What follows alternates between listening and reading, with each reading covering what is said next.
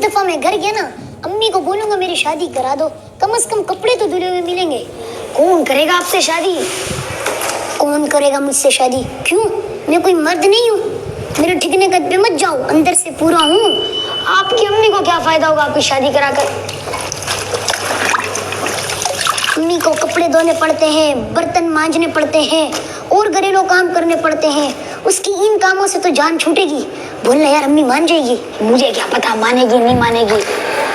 मैं तुफैल भाई के वलीमे में गया था ना, तुफैल भाई कहते हैं मेरी शादी हुई थी ना तो मैंने ऐसे ऐसे घूंघट उठाया था।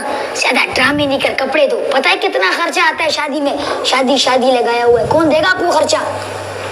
ऐसे हाँ बात सुन, हमारे मोहल्ले की गली गली में जो लूसी कुत्ते घूमते हैं ना, उनको एक कंटेनर में बंद करके चाइना को भेज देंगे। पता है कितने पैसे मिलते हैं? एक कुत्ता 1000 रुपए, यानी 100 कुत्ते 1 लाख रुपए। क्या ख्याल है भाई? तौबा तौबा, कहाँ से आते आपके दिमाग में ऐसे आइडियाज? मुझे अंकल बस्साम ने कहा था ना, जल्दी मौलवी बन जा, लोग दाढ़ी टोपी का लिहाज करके रिश्ता दे देंगे। मैंने भी कहीं पढ़ा था अल्लाह गंजे को नाखून ना दे। अगर अल्लाह ताला आपको तवील कद और डोल शोल जैसा जिस्म देते तो चार शादियां हो जाती भाई, मजे।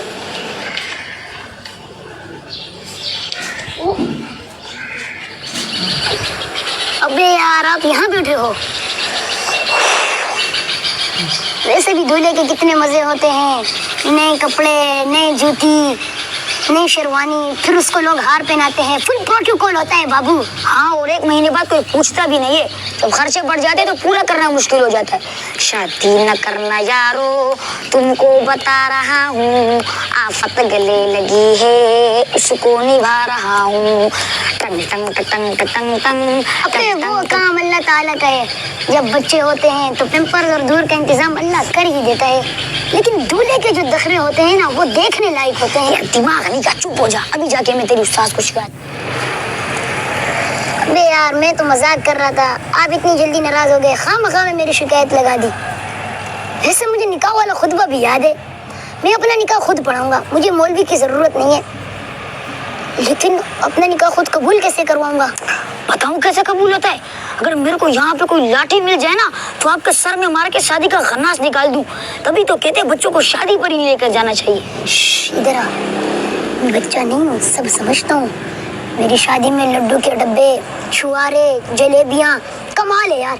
ऐसा लगता है एक ही दिन में इज्जत, दौलत, शोहरत और जन्नत वाले मजे मिल जाते हैं भाई। मुझे बता मैं कहाँ जाकर मरूं, कहाँ डूबूं, और मैं आपकी शादी की बकवास नहीं सुनना चाहता। प्लीज मुझे माफ कर दो, मुझे माफ कर दो। अबे यार मैं तो मजाक कर रहा था, ये भाई तो सच में गुस्सा होके चले गए।